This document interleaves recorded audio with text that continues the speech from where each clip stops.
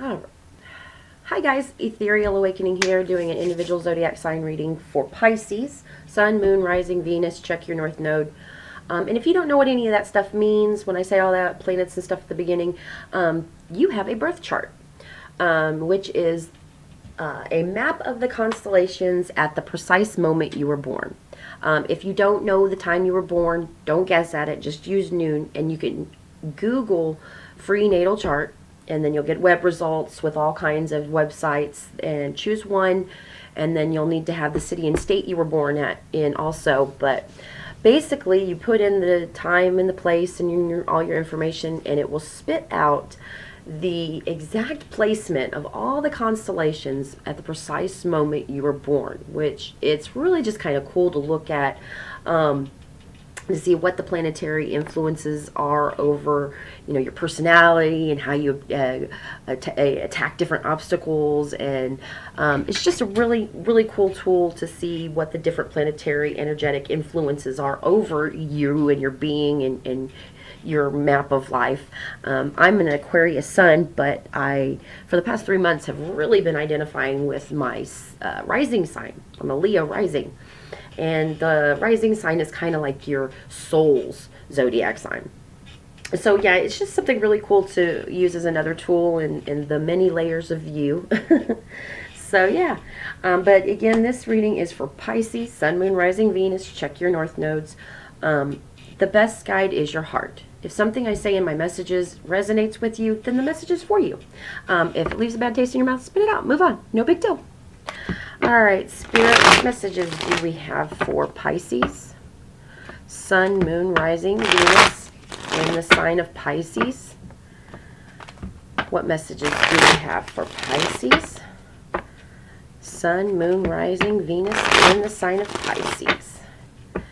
All right, Spirit, thank you in advance. Feels good. And current energy, Page of Pentacles, Queen of Swords, and Heart Space, the Star, Death. Very appropriate there. And possible outcome, Knight of Pentacles. And Seven of Pentacles. And underlying energy, what you might not be aware of, Eight of Rods, Page of Cups, Four of Pentacles. So in this underlying energy, there's an understanding of the necessity to go within and learn about yourself, and like you're taking it seriously. You are, when you look at this underlying energy, I always say the Eight of Rods is like getting a message from God. Like when you hear God speaking to you in the direction that you need to go, or you just have this strong, overwhelming, like, I need to be doing this. That's when you get the Eight of Rods. It's like, I always look at it kind of like the Jacob's ladder from the Bible, where you're, the whole parable being, there are trials and tribulations and things that we're going to go through, but, it's easy when you get through when you have the wherewithal to go through the challenges and the trenches and come out the other side. That information, that that talk, the back and forth that you want to have with your higher power becomes more clear and more evident the more you're fighting the good fight for your higher power. So then you start hearing these downloads. That's what I like to see. It's like a download from the ethereal, from heaven. So you're hearing these messages loud and clear that you have some healing and understanding of self to do, and you are not going to budge on that. Like the Four of Pentacles holding on to whatever physically, because this is a physical card, is necessary. It could be information. It could be people who are giving you the information, and you're just like, okay, keep telling me. You know, you're soaking it in so intently that it's bringing you to greater understandings. And this is the budding of an emotional understanding, an emotional, you know, it's like forgiving yourself and learning about yourself. So this is all in those beginning stages for you, because something is clicked, some message that's been a download that you've needed, you know, to get you out of a stuck state, probably, because in your heart space you have the Death card and Star card, which is a transformation, a needed transformation, and the healing that comes with that. So here we have all kinds of healing, forgiveness, and understanding cards, you know, in your heart. And then, you know, the Death card and the Star card being, you know, Spirit's energy directly with you. So this is, you know, Spirit is saying the messages are clear, the transformation, it needs to take place, and healing needs to take place, so you can have a newfound hope for whatever it is that you want to change and transform.